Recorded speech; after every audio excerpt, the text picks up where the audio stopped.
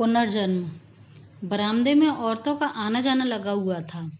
कोई भीतर कोठरी में जाती तो कोई बाहर आकर धीरे धीरे बतियाने लगती। बरामदे के बाहर महादेव खाट पर बैठे हुए, उनके चेहरे पर घबराहट साफ नजर आ रही थी। उसके पास ही भीखाराम बैठा तसल्ली देने वाले अंदाज में बार बार उसकी पीठ पर हाथ फेरता, पर कहता कुछ नहीं। तभी अंदर से नवजात शिशु के रोने की आवाज आती, मानो महादेव के कानों में मिश्री सी घुल गई। खुशी के मारे वह उछल ही पड़ा था। तभी बाहर आती हुई महिला डॉक्टर बोली, बधाई हो महादेव जी, बेटी हुई है। मेरी पत्नी कैसी है? महादेव ने हाथ जोड़ते हुए पूछा। डॉक्टर बोली, माँ और बेटी दोनों ही स्वस्थ हैं, अब आप उनसे मिल सकते हैं। महादेव का 7 सालों से सूना पड़ा हुआ आंगन बेटी की किलकारियों से चहक उठा। पति पत्नी का पूरा दिन नन्ही सी जान की देखभाल करने में कैसे बीत जाता पता ही नहीं चलता। धीरे धीरे नंदिता 5 साल की हो गई। एक दिन नंदिता उछल उछल कर रस्सी पर से कपड़े उतार रही थी तो लीला बोल पड़ी, क्या हुआ मेरी गुड्डो? अभी से माँ का हाथ बटाने लगी। माँ तुम्हें कैसे पता मेरा नाम गुड्डो है? कहते हुए नंदिता चारपाई पर खड़ी हो गई। अरे अपनी लाड़ो का नाम मुझे नहीं पता होगा, माँ ने कहा। तो नंदू बोली, पर माँ ये तो मेरा पुराना नाम है, तुम लोग तो मुझे नंदू कहते हो ना। लीला कुछ परेशान हो गई और सोचने लगी, ये क्या हो गया? ये कैसी बहकी बहकी बातें करने लगी है मेरी लाड़ो। और अगले ही पल नंदू बच्चों के साथ खेलने लगी।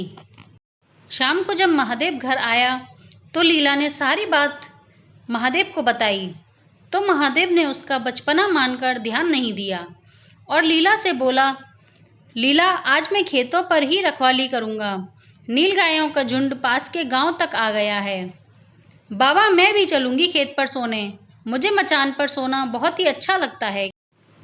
कहते हुए नंदू महादेव की गोद में मचल उठी। क्या मचान पर सोना? पति पत्नी दोनों चौंक कर बोले। तू कब सोई मचान पर? मैं तो नहीं, मैं तो ऐसे ही कह रही थी। नंदू कुछ खोई सी बातें बोलने लगी। इतने में ही भीखाराम वहां आता है और वो महादेव से सर्कस देखने को कहता है जो रामपुरवा गांव में लगा है। महादेव खुशी खुशी तैयार हो जाता है। नंदिता अचानक बहुत खुश हो जाती है और शाम को 5 बजे दोनों अपने अपने परिवार को लेकर सर्कस देखने के लिए निकल पड़ते हैं। दोनों के बच्चे आगे आगे भागते खेलते चल रहे थे। थोड़ी ही दूर निकले थे कि अचानक नंदिता रुक गई। लहराते हुए मक्के के खेतों के बीच खड़े इकलौते पेड़ को हाथ से ऐसे प्यार करने लगी जैसे कोई किसान अपनी फसल को प्यार करता है, जैसे कोई माँ अपनी संतान पर ममता लुटाती है। नंदू क्या हुआ? महादेव ने पूछा। तो नंदू बोली, बाबा ये मेरा खेत है, वो मचान जहाँ पर मैं बैठती थी, मुझे बहुत अच्छा लगता था। महादेव हंसते हुए बोला, अच्छा तुम्हारा खेत?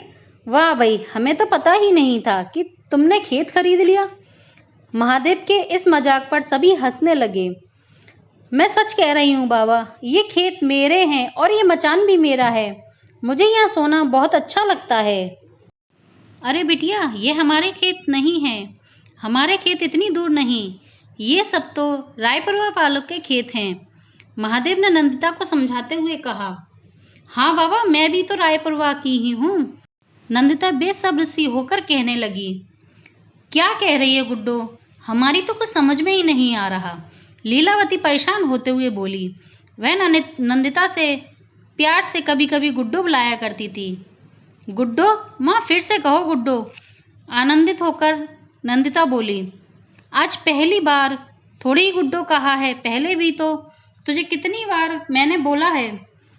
लीलावती ने कहा। माँ पहले भी मुझे ये नाम बड़ा अच्छा लगता था, पर तब तक कुछ साफ नहीं हो पा रहा था। अब तो मुझे पता चल गया है कि गुड्डो मेरा पहले का नाम है। मेरी पहली वाली माँ भी मुझे गुड्डो के नाम से बुलाती थी। नंदिता खुश होकर अपनी माँ को बताती है। पहले वाली माँ? पहले का नाम? ये तू सब क्या बोले जा रही है? सुनो जी, देखो आप इसे कुछ समझाओ ना। नंदू ये सब क्या बोले जा रही है? महादेव और लीला दोनों ही परेशानी से एक दूसरे की तरफ देख रहे थे। उन्हें समझ में ही नहीं आ रहा था कि क्या करें और क्या ना करें। तभी नंदिता बोली, माँ मैं अपने घर जाऊंगी, अपने पुराने घर। लीला जो पहले से ही बहुत घबराई हुई थी, अपनी बेटी की बात सुनकर घबरा गई और रुआंसी होकर बोली, कुछ करो ना, हमारी बच्ची को क्या हो गया? महादेव उसकी मनोदशा समझ रहा था, पर अभी बेबस था। उसे कुछ समझ में नहीं आ रहा था कि क्या करे। उसने भीखाराम की ओर देखा, जैसे उससे पूछ रहा हो कि क्या करूं। भीखाराम समझ गया। वह बोला, नंदू बेटा, तुम्हारा पुराना घर कौन सा है? तुम्हारे बाबा का तो एक ही घर है, और कोई पुराना घर है ही नहीं। नंदू बोली, काका मैं बाबा की बात नहीं कर रही, मैं अपने पुराने घर की बात कर रही हूँ, जो यहीं रायपुरवा गांव में है। आप लोगों को पता नहीं, चलो मैं दिखाती हूँ अपना पुराना घर। कहती हुई नंदिता महादेव का हाथ पकड़कर खींचने लगी। महादेव कुछ बोल न सका, चुपचाप अपनी बेटी के साथ खींचते हुए चला गया। उसके मस्तिष्क में क्या चल रहा था ये किसी को पता नहीं। सभी बेमन से उसके पीछे पीछे चल दिए।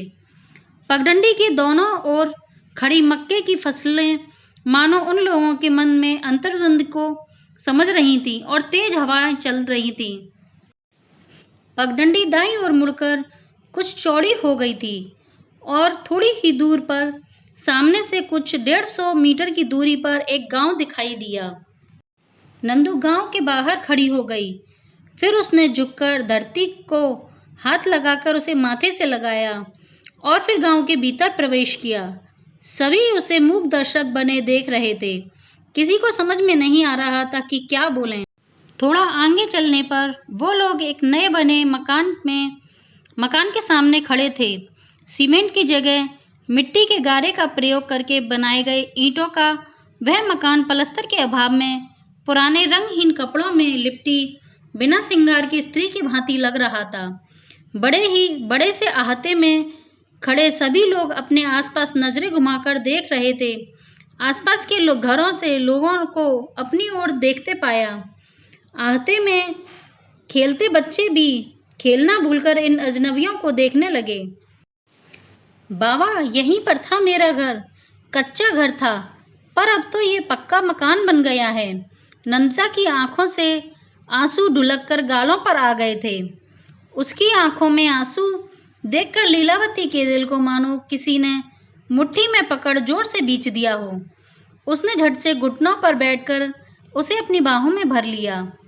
महादेव उसके सिर पर हाथ फेरते हुए बोला, रो मत नंदू, अब तेरी जिद से यहाँ तक आए हैं तो वो सब ढूंढकर और सच जानकर ही जाएंगे जो ढूंढने तू यहाँ तक आई है। घर ही तो बदला है, इंसान तो वही होंगे। पैसा हो तो पुराने मकान को तोड़कर नए घर भी बनाए जा सकते हैं।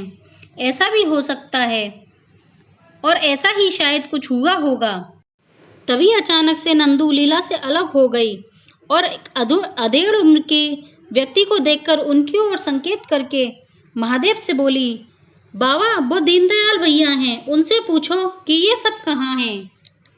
महादेव के साथ साथ अन्य सभी लोग स्तब्ध थे कि ये उस व्यक्ति का नाम कैसे जानती है।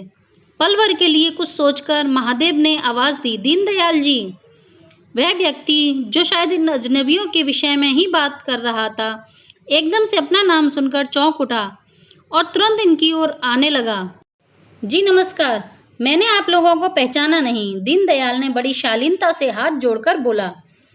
भैया जी, दरअसल हम जानना चाहते हैं कि यहाँ पर पहले कभी कोई कच्चा घर हुआ करता था। हम उस घर के मालिक को ढूंढ रहे हैं। क्या आप बता सकते हैं कि वो कहाँ मिलेंगे? हरिओम दुबे नाम है, पर अब वो नहीं हैं। उनके बड़े बेटे का नाम हरि प्रताप दुबे है। बाबा की बात पूरी होते ही नंदू बोल पड़ी। वह व्यक्ति अचानक आश्चर्यचकित होकर उस नन्ही सी बच्ची को ऐसे देखने लगा जैसे वह कोई अजूबा हो। इस नन्ही सी बच्ची को यह सब कैसे पता? उसके मुंह से अनायास ही निकल पड़ा, वो सब छोड़िए भाई, क्या आप हमें उन सब के विषय में बता सकते हो? हाँ, ये कोठी उन्हीं की तो है जिसके सामने आप खड़े हैं। आप लोग कहाँ से आए हैं? पहले तो कभी नहीं देखा आपको यहाँ। हम लोग गोपालगंज से आए हैं भैया। गांव के बाहर सर्कस लगा है तो वही देखने आए थे, लेकिन कुछ काम आ गया तो यहाँ आना पड़ा, पर यहाँ कोई दिखाई ही नहीं दे रहा। अभी बुलाता हूँ, कहते हुए दीनदयाल ने उस घर का गेट खटखटाया और हरि प्रताप को आवाज लगाई। कुछ ही देर में एक 20 वर्षीय युवक ने गेट खोला। नंदिता उसे बड़े ध्यान से देख रही थी, मानो पहचानने की कोशिश कर रही हो। दीनदयाल ने उसे उन लोगों के बारे में बताया और वहां से चला गया। जी कहिए, माफ कीजिएगा, मैं आप लोगों को पहचान नहीं पाया, लेकिन हो सकता है कि माँ बाबा से आपकी पहचान रही हो, पर अब उन दोनों में से कोई भी नहीं है। फिर भी आप कहें, हमारे लायक जो सेवा होगी जरूर करेंगे, उस युवक ने कहा। तुम हरि प्रताप हो? नंदिता बोली, लेकिन उसकी बात पूरी होने से पहले ही महादेव ने उसके मुंह पर अपनी हथेली रखकर उसे चुप करा दिया और उसे गोद में उठाकर बोला, अगर आप बुरा न माने तो क्या हम अंदर बैठकर बात कर सकते हैं? हाँ हाँ आइए, कहते हुए वह युवक एक ओर हट गया। सबने घर में प्रवेश किया। काफी बड़ा आंगन था, उसमें सीधे जाकर बरामदा था, फिर कमरे। आंगन में पशुओं की नाद थी। सभी पूरे घर को देख रहे थे, पर महादेव की नजर अपनी लाडली बेटी के चेहरे पर बदलते रंगों को पढ़ने की कोशिश कर रही थी। हरि प्रताप ने उन्हें वहां बिछे हुए तख्त पर बैठने का संकेत दिया। दोनों स्त्रियां नीचे ही मोड़ा लेकर बैठ गईं और जो अभी अभी महिला देकर गई थी। महादेव, भीखाराम और बच्चे तख्त पर बैठ गए। एक स्त्री और एक युवक सभी के लिए पानी लेकर आए। ये हरि किशोर है ना? नंदिता बोल पड़ी। हाँ, पर तुम तो इतनी छोटी सी गुड़िया हो, तुम्हें कैसे पता मेरा नाम? हम तो कभी नहीं मिले। अभी अभी आए, युवक ने कहा। हरिकिशन कहाँ है? नंदिता ने कहा। वह तो शहर गया है, पर मैं अब भी नहीं समझ पा रहा कि तुम हमें इतनी अच्छी से कैसे जानती हो। नंदिता खड़ी हुई और उन दोनों के पास गई। दोनों हाथों को बढ़ाकर उन्हें छूना चाहती थी। उसके हाथ कपकपा रहे थे, पर तभी लीलावती ने उसे अपनी ओर खींचकर अपनी गोदी में बिठा लिया। माँ, मुझे इन्हें छूने दो, ये दोनों मेरे बेटे हैं। मेरा एक और बेटा है जो अभी ये कह रहे थे ना कि शहर गया हुआ है। नंदिता लीला की गोद में मचलती हुई बोली। चुप रहो गुड्डू, तुम अभी बहुत छोटी हो, तुम्हें कुछ नहीं पता। तू क्या कह रही है? हरि प्रताप और हरि किशोर तथा वह युवती सभी नंदिता की बातों से चौंक गए। गुड़िया क्या कह रही थी? मैं कुछ समझा नहीं, हरि प्रताप आश्चर्य से बोला। तभी महादेव बोला, मैं आप लोगों को सब बताता हूँ, और उसने शुरू से लेकर पूरी कहानी उन्हें सुनाई। किसी को भी इस कहानी पर विश्वास नहीं हो पा रहा था। तभी भीखाराम बोला, भाई, ये पुनर्जन्म की बातें तो बहुत सुनी थी, पर यकीन कभी नहीं किया, लेकिन जो सामने है उससे भी इनकार नहीं कर सकते। तभी नंदू बोल उठी, मैं तुम्हें किशोर और तुम्हारे बड़े भाई को प्रताप और छोटे भाई को किशन कहती थी, कभी पूरा नाम नहीं लिया। पता है क्यों? क्योंकि तुम्हारे और तुम्हारे बाबा का पहला नाम एक ही है, इसलिए। और हाँ, एक बात और, तुम लोगों को मेरे जेवर मिले या नहीं? तो प्रताप बोला, कौन से जेवर? मेरे आधा किलो के चांदी के पाजेब, कमरबंद और चांदी का गुच्छा है, और 20 तोले सोने के जेवर हैं। सुनते ही सबकी आंखें चौड़ी हो गईं। क्या कह रही है गुड़िया? कहाँ रखे थे? हमें तो कोई जेवर नहीं मिले। मौसी ने बताया था माँ के पास जेवर थे, हमने बहुत ढूंढा पर नहीं मिले। तभी नंदिता बोली, प्रताप, तुम्हारे बाबा के जाने के बाद तुम्हारे चाचा चाची की नज़र मेरे जेवरों पर थी। एक दिन ट्यूबवेल पर झोंपड़ी में तुम्हारे चाचा चाची बात कर रहे थे कि चाची के मायके से उसके भाई को बुलाकर घर में चोरी करवा देते हैं। जब मेरा और तुम्हारे चाची दोनों के ही गहने चोरी हो जाएंगे तो उन पर कोई शक भी नहीं करेगा। मैं उनकी बातें सुनकर चुपचाप घर आ गई और अपने जेवर मैंने छप्पर में धरती खोदकर गाड़ दिए। बाद में जब घर में चोरी हुई तो मेरे जेवर बच गए। तभी किशोर बोला, तो क्या तुम हमें बता सकती हो कि वो जेवर कहाँ रखे हैं? हाँ, यहाँ पर एक झोपड़ी थी, उस झोंपड़ी के दाईं ओर की दीवार का कोना था वहीं गाड़ा था और उसके ऊपर मिट्टी का चूल्हा रखा था। अब रात में नंदिता की बताई हुई जगह पर खोदना शुरू हुआ, लेकिन वहां कुछ नहीं मिला। तभी महादेव बोला, आपने नया घर बनवाने के बाद कितनी ऊंचाई तक पटाव किया था? तो प्रताप बोला, कम से कम 5 फीट किया होगा। तब तो कम से कम 5.5 फीट तो हमें खोदना ही पड़ेगा। तभी महादेव की बातों से सहमत हुए और खोदना शुरू किया। अचानक कुदाल से खन्न की आवाज आई। सभी की सांसें एक पल के लिए रुक गईं। धीरे धीरे मिट्टी हटाई गई तो देखा एक संदूक जैसी वस्तु दिखाई दे रही थी। फिर उसे सावधानी से बाहर खींचा गया। उसे खींचते ही प्रताप और किशोर बड़े खुश हुए और दोनों एक दूसरे से लिपट गए। संदूक खोला तो उसमें वही गहने निकले जो नंदिता ने बताए थे। सभी की खुशी का ठिकाना ना रहा। अब नंदिता बहुत खुश थी। वह अपना पिछला जन्म जो जी रही थी।